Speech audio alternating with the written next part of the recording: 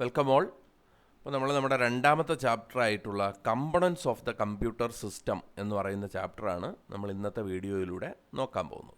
നമ്മൾ ഒന്നാമത്തെ ചാപ്റ്റർ കഴിഞ്ഞു. നമ്മുടെ രണ്ടാമത്തെ chapter components of the computer system. കമ്പ്യൂട്ടറിനകത്തുള്ള വിവിധ തരത്തിലുള്ള കമ്പണൻറ്റുകളെക്കുറിച്ചും അവയുടെ ഫങ്ഷനുകളെക്കുറിച്ചുമൊക്കെയാണ് നമ്മൾ ഈ ചാപ്റ്ററിൽ പഠിക്കുന്നത്. അപ്പോൾ നമ്മൾ ഈ ചാപ്റ്റർ നോക്കുമ്പോൾ ആദ്യമായിട്ട് നമ്മൾ ഇതിനകത്ത് അറിയേണ്ട ടേം എന്ന് പറയുന്നത് എന്താണ് ഹാർഡ്വെയർ എന്ന് പറയുന്നതാണ്. ഹാർഡ്വെയർ എന്ന് പറയുന്ന ടേം കൊണ്ട് ഉദ്ദേശിക്കുന്നത് എന്താണ്? The term hardware represents the tangible and visible part of a computer which consist of some electro mechanical components. കമ്പ്യൂട്ടറിൽ നമുക്ക് തൊട്ട് കണ്ട് ഒക്കെ മനസ്സിലാക്കാൻ കഴിയുന്ന പാർട്ടുകളെയെല്ലാം നമുക്ക് എന്തെന്ന് പറയാം? ഹാർഡ്വെയർ കമ്പോണൻസ് എന്ന് പറയാം. അത് എന്തായിരിക്കും? ഇലക്ട്രോ മെക്കാനിക്കൽ കമ്പോണൻസ് ആയിരിക്കും. ഇലക്ട്രോ മെക്കാനിക്കൽ എന്ന് പറഞ്ഞാൽ എന്താ?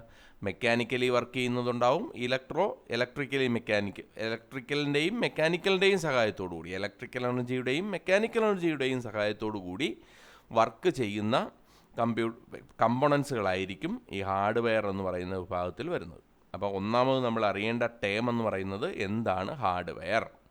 The term hardware represents tangible and visible parts of a computer which consist of some electro mechanical components. അപ്പോൾ the term hardware represents the tangible and visible parts of a computer which consist of some electro mechanical components. അടുത്തതായിട്ട് നമ്മൾ ഇതിനകത്ത് നോക്കാൻ പോകുന്നത് processors എന്ന് പറയുന്ന കാറ്റഗറിയെക്കുറിച്ചാണ്. Processor എന്ന് പറഞ്ഞാൽ നമ്മുടെ സെൻട്രൽ പ്രോസസ്സിംഗ് യൂണിറ്റ്, അതാണ് പ്രോസസ്സർ. അതാണ് responsible for all computing and decision making operations and coordinates the working of a computer. അപ്പോൾ സെൻട്രൽ പ്രോസസ്സിംഗ് യൂണിറ്റ് അല്ലെങ്കിൽ CPU അല്ലെങ്കിൽ പ്രോസസ്സർ എന്ന് പറയുന്നത് നമ്മുടെ കമ്പ്യൂട്ടറിനകത്ത് നടക്കുന്ന എല്ലാ കമ്പ്യൂട്ടിംഗ് ഡിസിഷൻ മേക്കിംഗ് ഓപ്പറേഷൻസിനെയും പെർഫോം ചെയ്യുന്നത് ആരാണ്? ഈ പ്രോസസ്സറായിരിക്കും.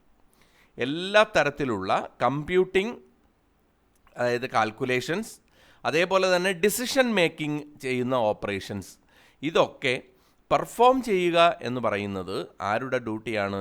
ഈ CPU എന്ന് പറയുന്ന പ്രോസസ്സറിൻ്റെ ഡ്യൂട്ടിയാണ്. ഇത് കോർഡിനേറ്റ് ചെയ്യുകയും ചെയ്യും the working of the computer. നമ്മുടെ കമ്പ്യൂട്ടറിൻ്റെ വർക്കിങ്ങിനെ കോർഡിനേറ്റ് ചെയ്യുന്നതും ആരുടെ റെസ്പോൺസിബിലിറ്റിയാണെന്ന് പറയാം? പ്രോസസ്സറിൻ്റെ റെസ്പോൺസിബിലിറ്റിയാണ്. The performance of the CPU determines the overall performance of the computer. നമ്മുടെ കമ്പ്യൂട്ടറിൻ്റെ പെർഫോമൻസ് എന്തിനെ ഡിപ്പെൻഡ് ചെയ്തിരിക്കും? നമ്മുടെ CPUവിൻ്റെ പെർഫോമൻസിനെ ഡിപ്പെൻഡ് ചെയ്തിരിക്കും.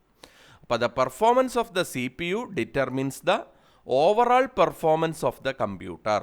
നമ്മുടെ കമ്പ്യൂട്ടറിൻ്റെ മുഴുവൻ പെർഫോമൻസിനെയും എന്തിനെ ഡിപ്പെൻഡ് ചെയ്തിരിക്കും? CPUവിൻ്റെ പെർഫോമൻസിനെ ഡിപ്പെൻഡ് ചെയ്തിരിക്കും. CPU ഹയർ പെർഫോമൻസിലുള്ള CPU ആണെങ്കിൽ എന്തുണ്ടാവും?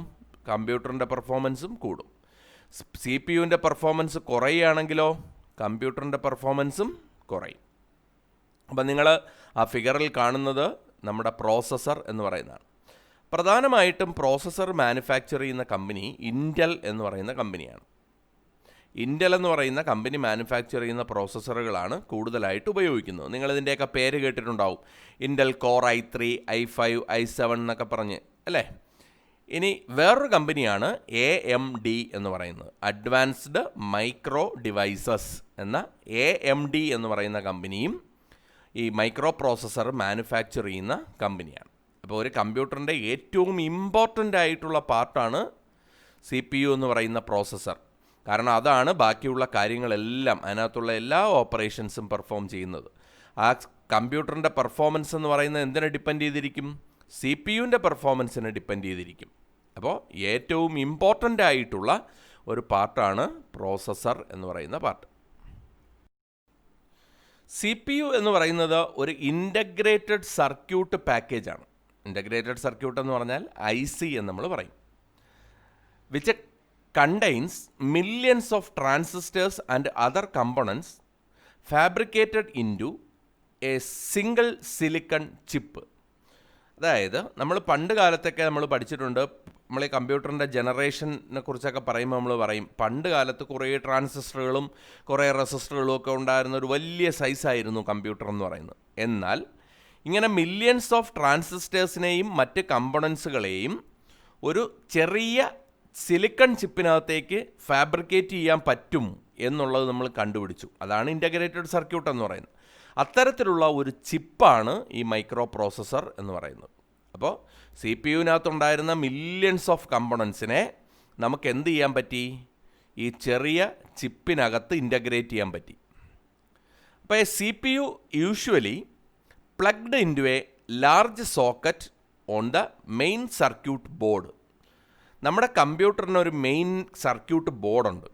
ആ ബോർഡിനകത്തേക്ക് ഈ സി പി യുവിനെ ഒരു സോക്കറ്റിലേക്ക് പ്ലഗ് ചെയ്യുകയാണ് സാധാരണഗതിയിൽ ചെയ്യുന്നത്. സിൻസ് ഹീറ്റ് ഈസ് ജനറേറ്റഡ്, അപ്പോൾ സ്വാഭാവികമായിട്ടും ഒരു ഐ സി ചിപ്പ് കൊണ്ടുവന്ന് ഒരു ബോർഡിനകത്ത് ഒരു സോക്കറ്റിനകത്തേക്ക് പ്ലഗ് ചെയ്യുമെന്നാണ് നമ്മൾ പറഞ്ഞത്. അപ്പോൾ അത് വർക്ക് ചെയ്യുമ്പോൾ ഹീറ്റ് ജനറേറ്റ് ചെയ്യുമല്ലോ. ആ ഹീറ്റ് ജനറേറ്റ് ചെയ്യാൻ എന്ന ഹീറ്റിനെ അബ്സോർബ് ചെയ്ത് കളയാൻ വേണ്ടിയിട്ട് ഒരു കൂളിംഗ് സിസ്റ്റം പ്രൊവൈഡ് ചെയ്തിട്ടുണ്ട് with a heat sink and A fan. Heat sink എന്ന് പറഞ്ഞാൽ അലൂമിനിയം കൊണ്ടുണ്ടാക്കിയ ഒരു പ്ലേറ്റ് പോലൊരു സംവിധാനം ഈ സി പി യുവിൻ്റെ മുകളിൽ വയ്ക്കും. അപ്പോൾ അതിൽ നിന്ന് പുറത്ത് വരുന്ന ചൂട് എന്ത് ചെയ്യും? ഈ സാധനം അബ്സോർവ് ചെയ്യും. അതിനെ തണുപ്പിക്കാൻ വേണ്ടി അതിൻ്റെ മുകളിൽ ഒരു ചെറിയ ഫാൻ കൂടി ഫിക്സ് ചെയ്യും. നിങ്ങൾ കമ്പ്യൂട്ടറിനകത്ത് നോക്കിയാൽ ഇങ്ങനെ ഒരു സംവിധാനം കാണാൻ കഴിയും. അപ്പോൾ ഇതിനെയാണ് ഇതിൻ്റെ കൂളിംഗ് സിസ്റ്റം എന്ന് പറയുന്നത്. ഹീറ്റ് റിമൂവ് ചെയ്യാൻ വേണ്ടിയിട്ടുള്ള ഒരു കൂളിംഗ് സിസ്റ്റം പ്രൊവൈഡ് ചെയ്തിട്ടുണ്ട്. അപ്പോൾ പ്രോസസ്സേഴ്സിൽ മില്യൺസ് ഓഫ് കമ്പോണൻസിനെ ഇൻ്റഗ്രേറ്റ് ചെയ്ത് വച്ചിരിക്കുന്ന ഒരു ചെറിയ സിലിക്കൺ ചിപ്പാണ് എന്തെന്ന് പറയുന്നത്? പ്രോസസ്സർ എന്ന് പറയുന്നത്. അത് മദർ ബോർഡ് എന്ന് പറയുന്ന നമ്മുടെ കമ്പ്യൂട്ടറിൻ്റെ മെയിൻ ബോർഡിലേക്ക് പ്ലഗ് ചെയ്ത് വർക്ക് ചെയ്യുകയാണ് ചെയ്യുന്നത്. സ്വാഭാവികമായും അത് വർക്ക് ചെയ്യുന്ന സമയത്ത് ധാരാളം ഹീറ്റ് ജനറേറ്റ് ചെയ്യപ്പെടും. അങ്ങനെ ഉണ്ടാകുന്ന ഹീറ്റ് റിമൂവ് ചെയ്യുന്നതിന് വേണ്ടി ഒരു ഹീറ്റ് സിങ്കും കൂളിംഗ് ഫാനും കൂടി ചേർന്നുള്ള ഒരു മെക്കാനിസം പ്രൊവൈഡ് ചെയ്തിട്ടുണ്ടാകും. അടുത്തതായിട്ട് നമുക്ക് രജിസ്റ്റേഴ്സ് എന്ന് പറയുന്നത് എന്താണെന്നുള്ളത് നോക്കണം.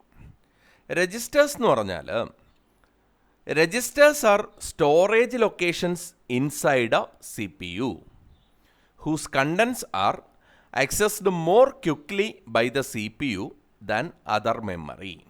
അതായത് സി പി യുവിനകത്തു തന്നെയുള്ള സ്റ്റോറേജ് ലൊക്കേഷനുകളെ വിളിക്കുന്ന പേരാണ് രജിസ്റ്റേഴ്സ് എന്ന്.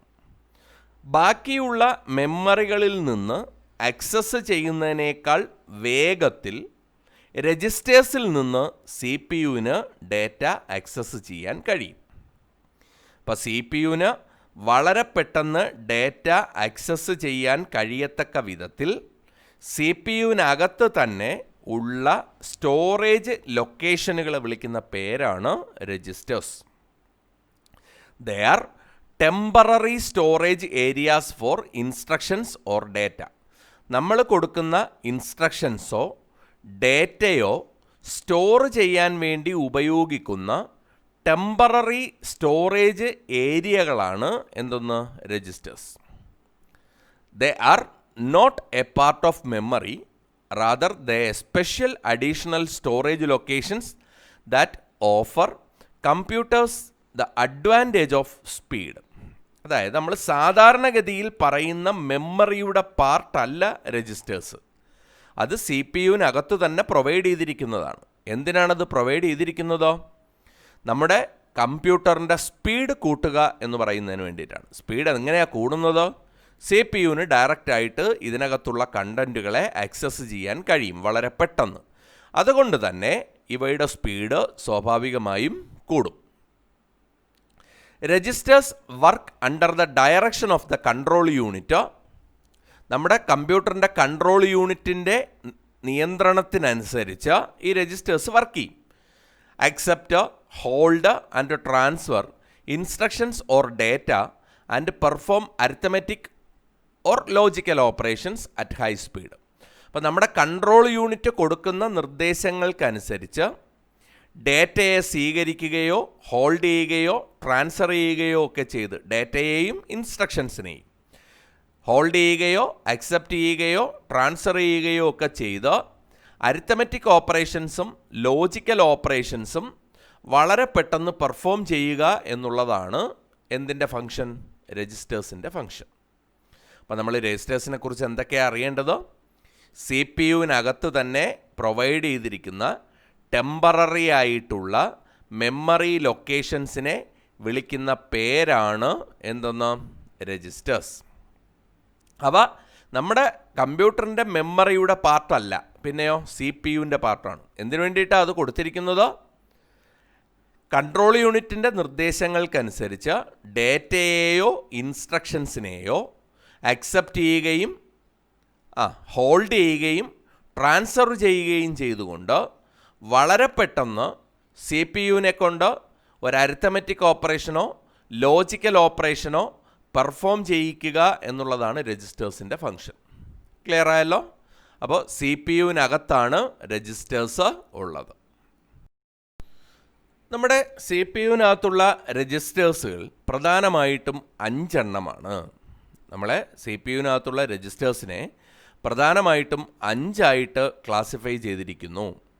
1 അക്യുമുലേറ്റർ, 2 മെമ്മറി അഡ്രസ് രജിസ്റ്റർ എന്ന് പറയുന്ന MAR, 3 മെമ്മറി ബഫർ രജിസ്റ്റർ എന്ന് പറയുന്ന MBR, 4 instruction register IR, 5 program counter PC.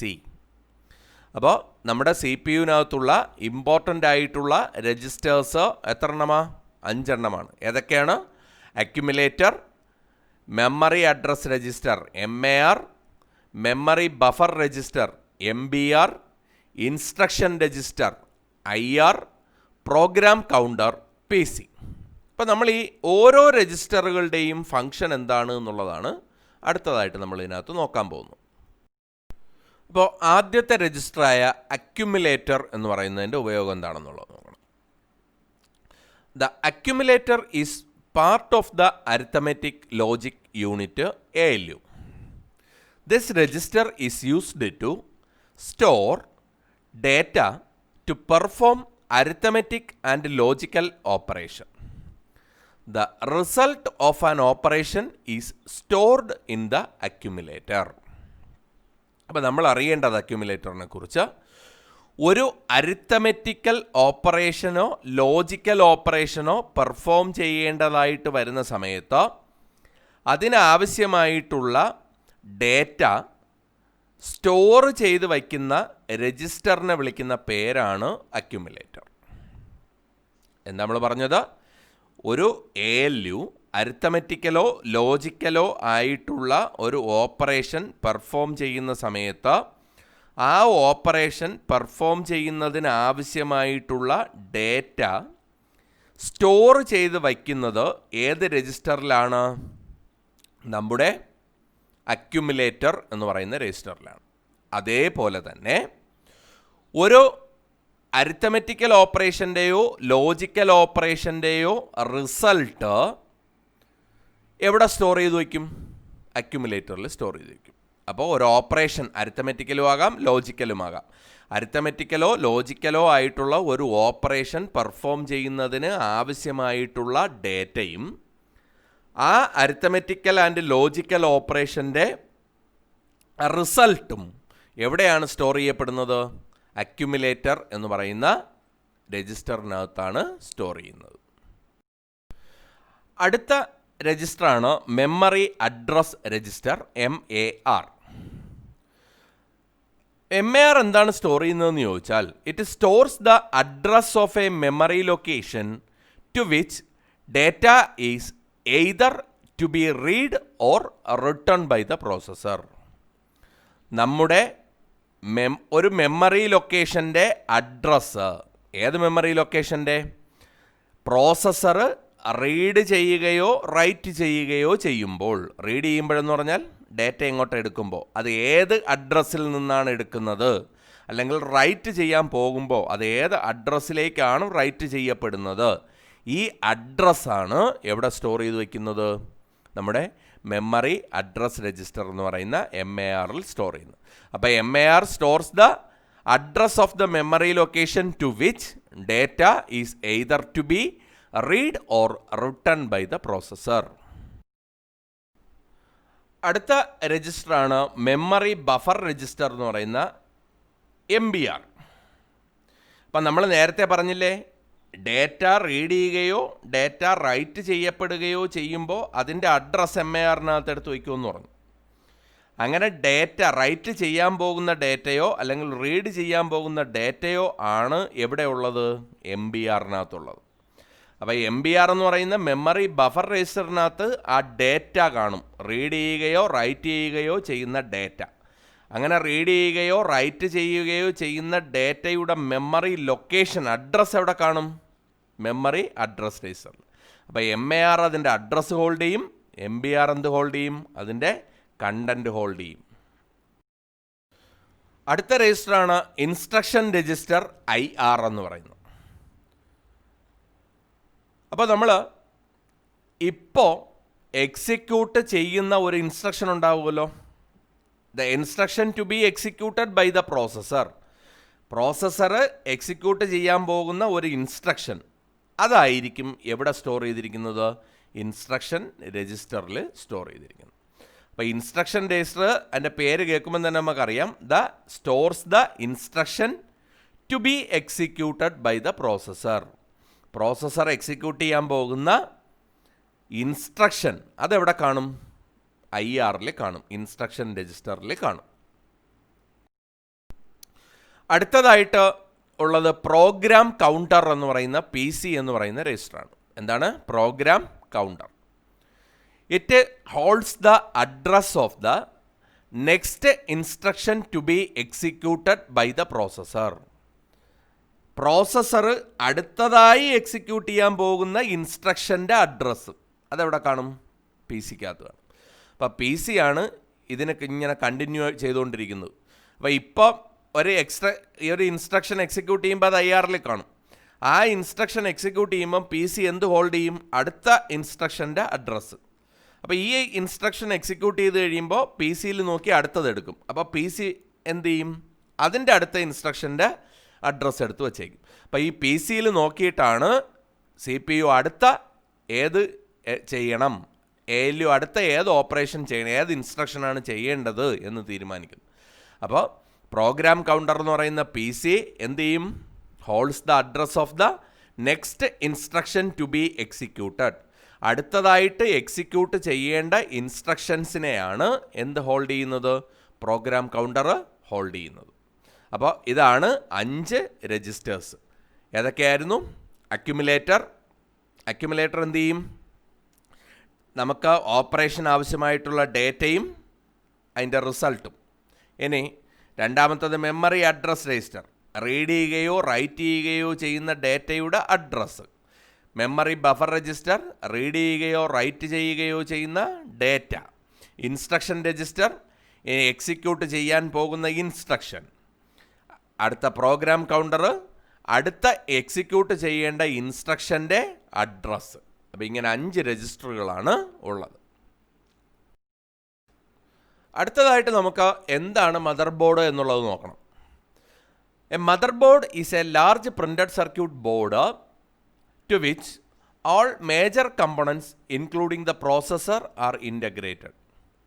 It also provides expansion slots for adding additional circuit boards like a memory, graphics card, sound card, etc. The motherboard must be compatible with the processor chosen. അപ്പോൾ നമ്മൾ എന്തൊക്കെയാണ് അതിനകത്ത് അറിയേണ്ടത്? നമ്മുടെ കമ്പ്യൂട്ടറിനകത്തുള്ള ഒരു വലിയ printed circuit ബോർഡാണ് mother board എന്ന് പറയുന്നത്. പ്രോസസ്സറിൻ്റെ സോക്കറ്റ് ഉൾപ്പെടെയുള്ള ധാരാളം കമ്പണൻറ്റുകളെ ഈ മദർ ബോർഡിനകത്തേക്ക് ഇൻ്റഗ്രേറ്റ് ചെയ്ത് വച്ചിട്ടുണ്ട്. അതോടൊപ്പം ബാക്കിയുള്ള ചില ചെറിയ കാർഡുകൾ നമ്മുടെ കമ്പ്യൂട്ടറിനകത്തേക്ക് പ്ലഗ് ചെയ്യുന്നതും ഈ മദർ ബോർഡിലായിരിക്കും. മെമ്മറിയോ സൗണ്ട് കാർഡോ ഗ്രാഫിക്സ് കാർഡോ അങ്ങനെയൊക്കെയുള്ള ചെറിയ ചെറിയ കാർഡുകൾ ഈ വലിയ മദർ ബോർഡിലേക്കായിരിക്കും നമ്മൾ പ്ലഗ് ചെയ്യുന്നത്. അപ്പോൾ നമ്മളൊരു മദർ ബോർഡ്, നമുക്ക് ഇഷ്ടമുള്ള മദർ ബോർഡ് ഇടാൻ പറ്റുമോ? പറ്റില്ല.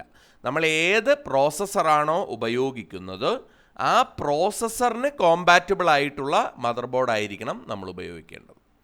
നമ്മൾ ഏത് പ്രോസസ്സറാണോ ഉപയോഗിക്കുന്നത് ആ പ്രോസസ്സർ പ്ലഗ് ചെയ്യാൻ പറ്റുന്ന സോക്കറ്റുള്ള മദർ ബോർഡ് ആയിരിക്കണം നമ്മൾ ഉപയോഗിക്കുന്നത്. അപ്പോൾ പ്രോസസ്സർ കഴിഞ്ഞാൽ പിന്നെ നമ്മുടെ കമ്പ്യൂട്ടറിനകത്തുള്ള ഇമ്പോർട്ടൻ്റ് ആയിട്ടുള്ള ഒരു പാർട്ടാണ് മദർ ബോർഡ് എന്ന് പറയുന്നത്. നിങ്ങൾ നോക്കി, നിങ്ങളിപ്പോൾ കാണുന്നത് ഒരു മദർ ബോർഡിൻ്റെ പടമാണ്. അതിനകത്ത് ആ CPU സോക്കറ്റ് എന്ന് എഴുതിയിരിക്കുന്നുണ്ടോ, അവിടെയാണ് നമ്മൾ എന്ത് ചെയ്യുന്നത്, നമ്മുടെ എന്ത് പ്ലഗ് ചെയ്യുന്നത്, പ്രോസസ്സർ പ്ലഗ് ചെയ്യുന്നത്. ഇനി അതിനകത്ത് പുറ സൈഡിലോട്ട് കുറേ കണക്റ്റേഴ്സ് ഉണ്ട്. അതാണ് നമ്മൾ കമ്പ്യൂട്ടറിൻ്റെ പുറത്ത് കാണുന്ന കണക്റ്റേഴ്സ്, കണ്ടോ? അവിടെയാണ് നമ്മൾ എന്ത് ചെയ്യുന്നത്, ഓരോ ഡിവൈസുകൾ നമ്മുടെ പ്ലഗ് ചെയ്യുന്നത്. അപ്പോൾ പിന്നെ കുറേ സ്ലോട്ടുകളുണ്ടോ വെള്ള കളറിൽ കാണുന്ന, അവിടെയൊക്കെ നമുക്ക് അഡീഷണൽ ആയിട്ടുള്ള കാർഡുകൾ പ്ലഗ് ചെയ്ത് ഉപയോഗിക്കാൻ കഴിയും. അപ്പോൾ നമുക്ക് ജസ്റ്റ് നിങ്ങൾക്കൊന്ന് മനസ്സിലാവാൻ വേണ്ടി പറഞ്ഞതേ ഉള്ളൂ. നമ്മളിതൊന്നും പഠിക്കണ്ട, നമുക്ക് ഈ പെരിഫറൽസിനെ കുറിച്ച് പഠിക്കണം.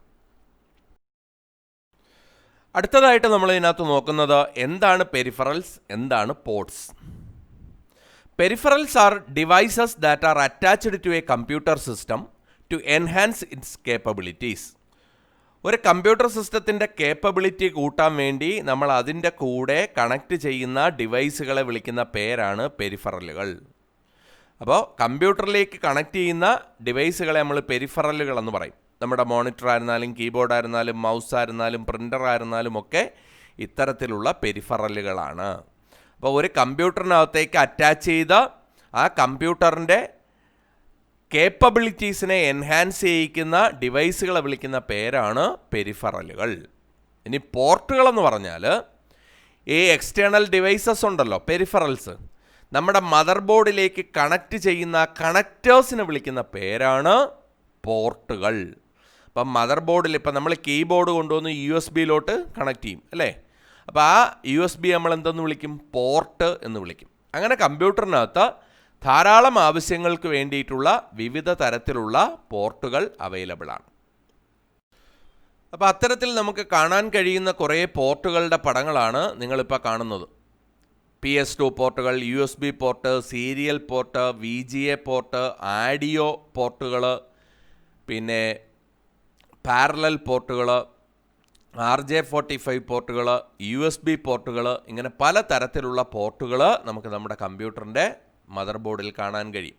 ഈ ഓരോ പോർട്ടുകൾ എന്താണെന്നും ഓരോ പോർട്ടിൻ്റെയും ഉപയോഗത്തെക്കുറിച്ചും നമ്മൾ ഇനി പഠിക്കണം. അത് നമുക്ക് അടുത്ത വീഡിയോയിൽ നോക്കാം.